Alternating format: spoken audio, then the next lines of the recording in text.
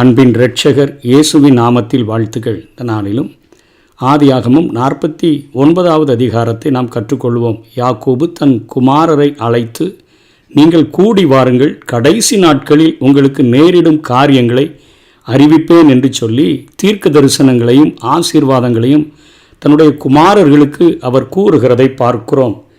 பிறப்பு வரிசையில் ரூபன், சிமியோன், லேவி, யூதா, தான், நப்தலி, காத், ஆசேர், இசக்கார், செபுலோன், யோசேப்பு, பென்யமீன் என்று சொல்லி வரிசைகள் இருந்தாலும் ஆசீர்வாதங்கள் அந்த பிறப்பின் அடிப்படையில் அந்த பிறப்பின் வரிசையில் அமையவில்லை. 12 ஆளுகையினுடைய அந்த தொடர்புடைய எண்ணானது 3 என்பது தேவனுடைய முழுமைத்துவத்தையும் 4 என்பது பூமியின் எண்ணையும் குறிக்கிற எண்ணாக வந்து அது 12 என்று சொல்லி அது அநேக இடங்களிலே யாக்கோபின் பிள்ளைகளை குறித்த அந்த பட்டியலானது இடம்பெற்று இருக்கிறதை நாம் காண முடிகிறது. இங்கே குறிப்பிடுகிற காரியங்கள் கடைசி நாட்களில் நேரிடுகின்றன என்று சொல்லி 1ஆம் வசனத்தில் அது சொல்லப்பட்டிருக்கிறதுனால இந்த ஆசீர்வாதங்களை உலகில் நிகழும் காரியங்களான இஸ்ரவேலினுடைய வரலாறு, சபையின் வரலாறு, மேசியாவின் வருகை, அந்தி கிறிஸ்துவினுடைய எழும்புதல், 1000 ஆண்டு ஆட்சி ஆகியவற்றோடு கூட நாம் தொடர்பு படுத்தி அதை நாம் கற்றுக்கொள்ள முடியும். அப்படித்தான் இங்கே யாக்கோபு தீர்க்க தரிசனங்களையும் ஆசீர்வாதங்களையும் தன்னுடைய குமாரர்களுக்கு அவன் கூறி அறிவிக்கிறதை பார்க்கிறோம். யாக்கோபினுடைய அந்த இறுதி சொற்கள் தீர்க்க தரிசனம் மட்டுமின்றி அவைகள் ஆசீர்வாதமாகவும் அவைகள் விளங்கின என்பதை வசனம் 28 அந்த ஆசீர்வாதங்களாக விளங்கின என்று பார்க்கிறோம்.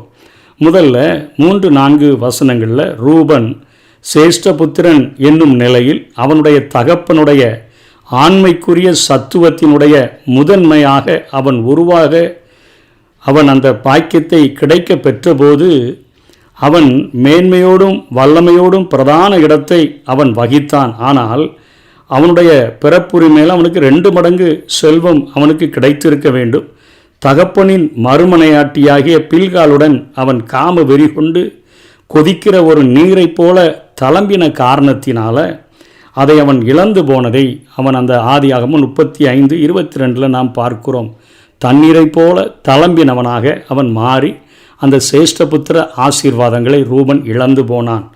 சிமியோனும் லேவியும் அங்கே சீகே மனிதர்களை கொன்று போட்ட சகோதரர்கள், மேலும் இவர்கள் அரண்களை நிர்மூலமாக்கினவர்கள். அதன் காரணமாக அவர்கள் யாக்கோபிலே பிரிந்து இஸ்ரவேலிலே சிதறடிக்கப்படுவார்கள் என்கிற காரியமானது அவர்களை குறித்து சொல்லப்படுகிறது. 2வது கணக்கெடுப்பானது என்னாகமம் 26 சொல்லப்பட்டிருக்கிறது. இங்கே இந்த 2 கோத்திரமும் மிக சிறிய கோத்திரங்களாக மாறிப்போனதை நாம் பார்க்க முடியும்.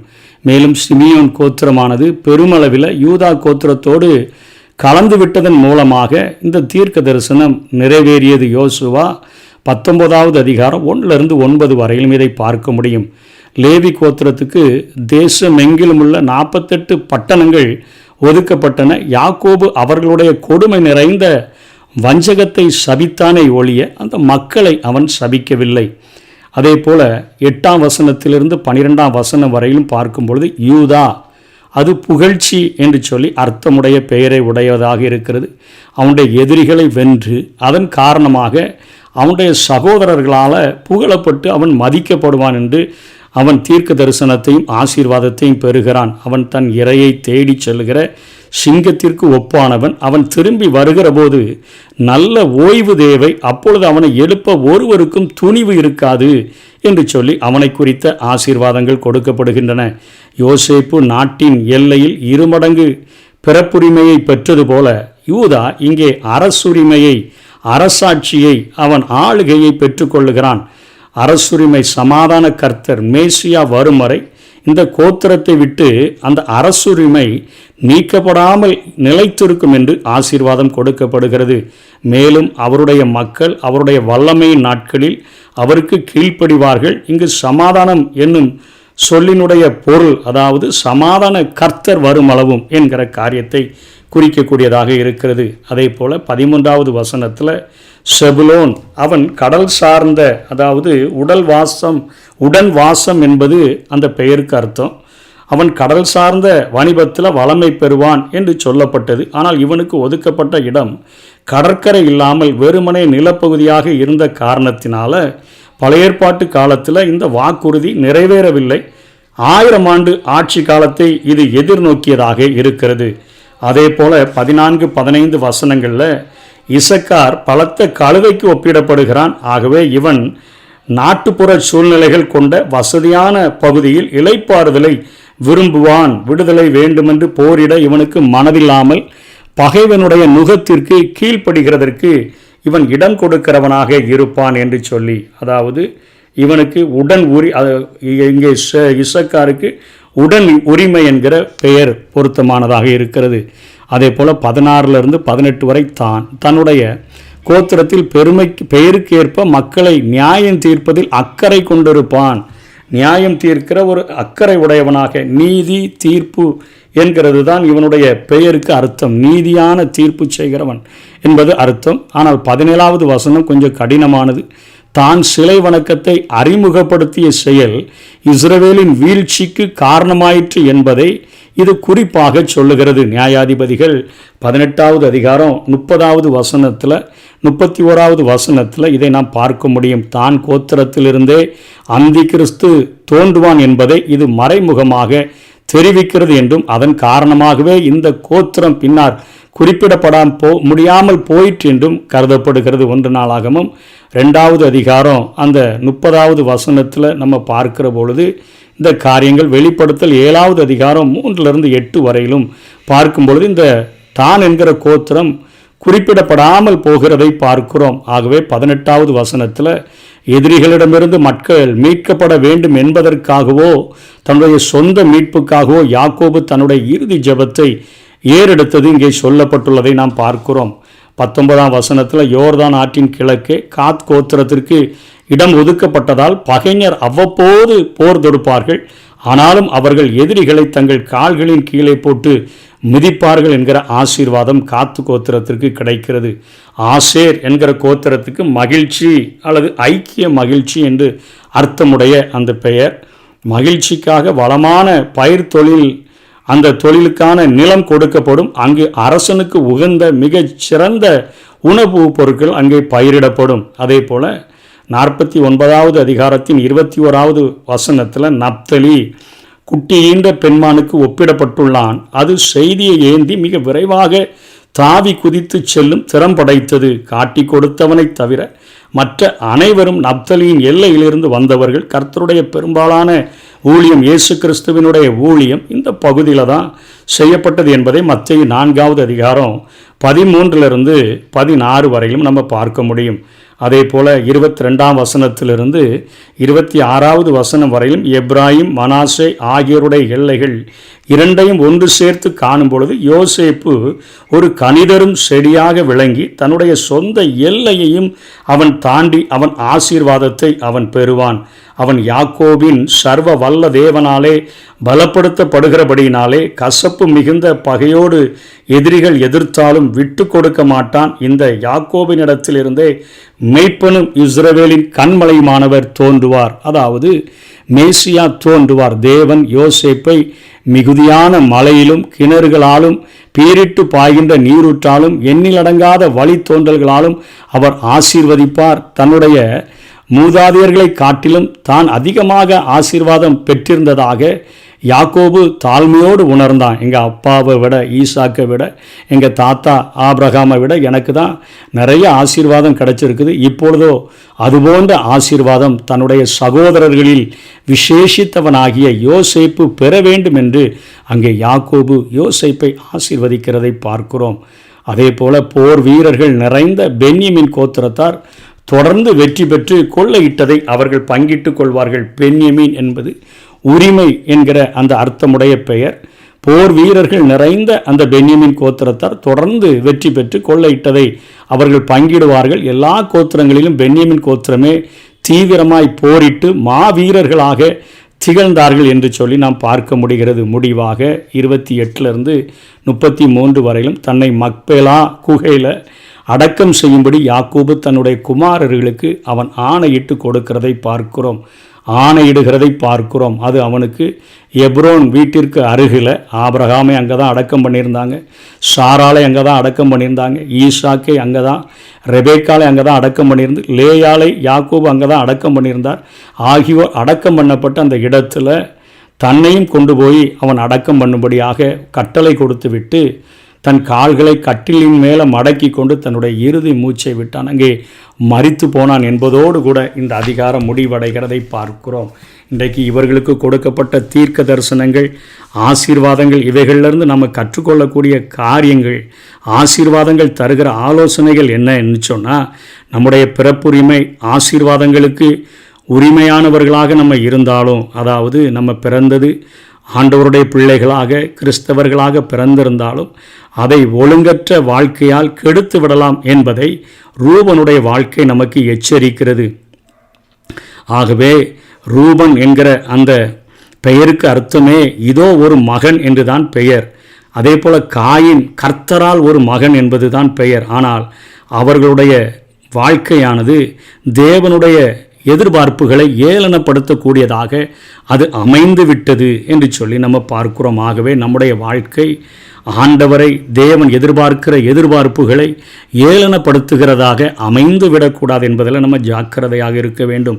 சிமியோன் லேவி கொடுமைக்கு ஒருமித்து கைகோர்ப்பது தேவனுடைய பார்வையில் அது தீங்கானது. கொடுமை செய்கிறதுக்கு நம்ம இன்னொருத்தர் கூப்பிட்டார்னா உடனே நானும் வர்றேன்னு போகக்கூடாது. ஆன்மீக வாழ்க்கையாக இருந்தாலும் சரி, உலக வாழ்க்கையாக இருந்தாலும் சரி, ஜாதி உறவு பழிவாங்குதல் இவைகளெல்லாம் போய் நம்ம கூட்டமைப்பு ஏற்படுத்தி தீங்கு செய்தோன்னு சொன்னால் அதற்கேற்ற பலனை நம்ம நிச்சயமாக அடைந்து தான் தீரணும். ஏன்னா கூட்டாக சேர்ந்து நம்ம போய் அங்கே தவறு செய்கிற காரியங்கள் வேதத்தில் நமக்கு எச்சரிப்பாக கொடுக்கப்படுகின்றன. கலாத்தியர் 6வது அதிகாரம் 6-7 அங்கே சொல்லப்பட்டிருக்க 7-8 மோசம் போகாதிருங்கள், தேவன் தம்மை பரியாசம் பண்ண விட்டார். மனுஷன் எதை விதைக்கிறானோ அதையே அறுப்பான். தன் மாம்சத்துக்கென்று விதைக்கிறவன் மாம்சத்தினால் அழிவை அறுப்பான், ஆவிக்கென்று விதைக்கிறவன் ஆவியினாலே நித்திய ஜீவனை அறுப்பான் என்று வேதத்திலே பார்க்கிறோம். எபிரேயர் 12:29 நாம் கொடுமைக்கு கருவிகளாக அல்ல, நாம் நீதிகளுக்கு நம்ம கருவிகளாக இருக்கணும் என்று தான் வேதம் நமக்கு சொல்லிக் கொடுக்கிறது. எபிரேயர் 12வது அதிகாரம்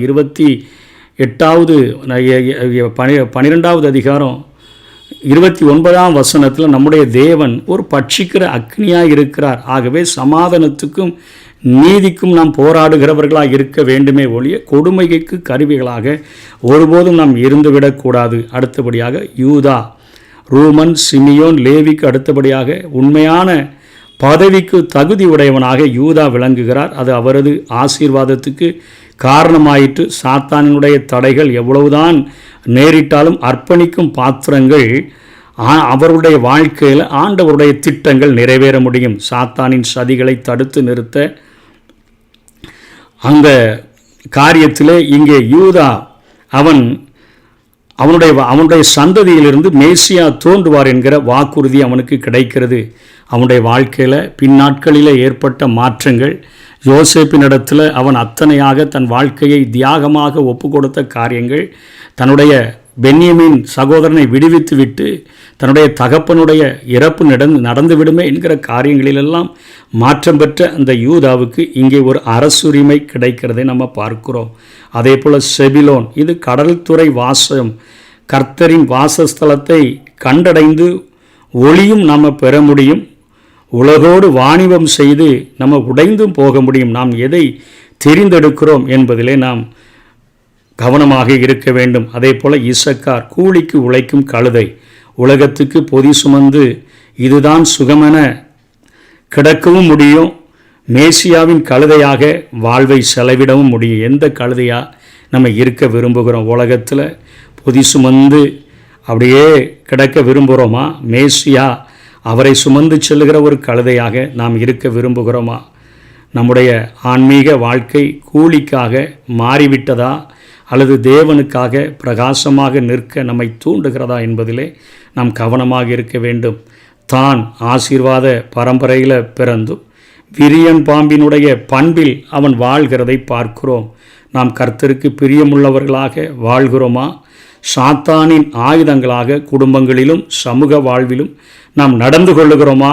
இந்த கோத்திரத்தில் இருந்துதான் அந்திகிறிஸ்து வருவான் என இந்த ஆசீர்வாதம் குறிப்பாக உணர்த்துவதாக பெரும்பாலான வேத அறிஞர்கள் கருத்து கூறுகிறார்கள்.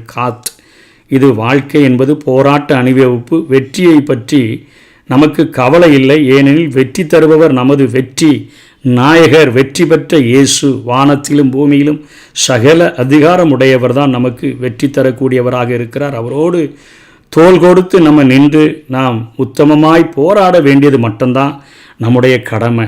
அதே போல் ஆசேர், இது ஐக்கியமான வாழ்க்கையில் மகிழ்ச்சி உண்டு. கிறிஸ்துவுக்கும் உடன் விசுவாசிகளுக்கும் நேர்மையாக வாழ்ந்து கிறிஸ்தவ இன்பத்தை அனுபவிக்க வேண்டிய கடமை நமக்கு இருக்கிறது. நப்தலி, கிறிஸ்தவ வாழ்வு சுதந்திரம் நிறைந்தது. இந்த சுதந்திர சிறகானது உலகத்தில் எந்த ஒரு கடையிலும் கிடைக்காது. இது போராட்டத்திலும் அனுபவிக்கிற ஒரு இன்ப சுதந்திரமாக இது இருக்கிறது. நாம் இன்ப வானத்தை இந்த சிறகுகளால் அளப்பதற்காகத்தான் நாம் ஆண்டவருடைய பிரசன்னத்தினால, ஆண்டவருடைய கிருபையினால், அவருடைய அளவற்ற அபிஷேகத்தினால் நாம் நிரப்பப்பட்டிருக்கிறோம். யோசேப்பு, இது சூழல்கள் பல நிலைகளிலும் நம்மை எதிர்கொள்ளக்கூடும். கட்டுப்பாட்டுடன் அதனை எதிர்கொண்டு வெல்ல வேண்டியது நமது கடமை. அவ்வாறு கட்டுப்பாடு உடையவர்கள்தான் கர்த்தரால் ஆசீர்வாதங்களை பெற முடியும். தலைமைத்துவம் அவர்களை தேடி வந்து அடையும். கனிவுள்ள வாழ்வும் அவர்களுக்கு கிடைக்கும். கனியும், மிகுந்த கனியும் அது கொடுக்கக்கூடிய வாழ்க்கையை நமக்கு தந்துவிடும். அதாவது நிறைய சூழ்நிலைகள் நமக்கு, அதாவது நெருங்கி வருகிற பாவம், அதாவது பாரமான யாவையும் நம்ம தள்ளிவிட்டு விசுவாசத்தை துவக்குகிறவரும் முடிக்கிறவருமாகி அவரை நோக்கி நமக்கு நியமித்திருக்கிற ஓட்டத்தில் பொறுமையோடு கூட நம்ம ஓடுகிறவர்களாக இருந்தோம்னு சொன்னால் நம்மை தலைமைத்துவம் தேடி வரக்கூடியதாக இருக்கும். நம்முடைய வாழ்க்கை கனி நிறைந்த ஒரு வாழ்க்கையாக, அநேகருக்கு ஆசீர்வாதமுள்ள வாழ்க்கையாக, எல்லைகள் தாண்டி ஆசீர்வாதம் பெறக்கூடிய ஒரு வாழ்க்கையாக நம்முடைய வாழ்க்கை அமைய முடியும். கடைசியாக பென்யமீன், கிறிஸ்துவின் பிதாவினுடைய வலதுபக்க உயர்வினால் வரும் ஆசீர்வாதங்கள் நமக்கு உண்டு. கிறிஸ்துவின் பிதாவினுடைய வலதுபக்க உயர்வினால், அதாவது காலையும் மாலையும் கர்த்தரின் ஆசீர்வாதம் பெருகக்கூடிய ஒரு வாழ்க்கையை நாம் அனுபவிக்க முடியும். அவரது நிழலில் வாழும் வாழ்க்கை நம்மிடத்தில் காணப்படுகிறதா என்று சொல்லி அவருடைய நிழலில் வாழ்கிற ஒரு வாழ்க்கை உடையவர்களாக நாம் ஆசீர்வாதங்களை பெற்றுக்கொள்ள முடியும். ஆகவே இந்த கோத்திரங்களுக்கு கொடுக்கிற ஆசீர்வாதங்கள் ஆவிக்குரிய நிலைகளிலே நம்முடைய வாழ்க்கையை அது தாக்கம் செய்யக்கூடியதாக இருக்கிறது. அந்த ஆசீர்வாதங்களை பெறுகிறதற்கு நாம் அதற்கேற்ற சுபாவம் உடையவர்களாக நாம் மாறி ஆண்டவருக்கு நம்மை அர்ப்பணித்து வாழும் பொழுது நம்முடைய வாழ்க்கை இந்த உலகத்திற்கு வெளிச்சமாக, இந்த பூமிக்கு உப்பாக, அநேகருக்கு நற்கந்தமாக அது காணப்படும். அப்படிப்பட்ட வாழ்வை விரும்புவோம். கர்த்தர் தாமே நம்மை ஆசீர்வதிப்பாராக. ஆமேன்.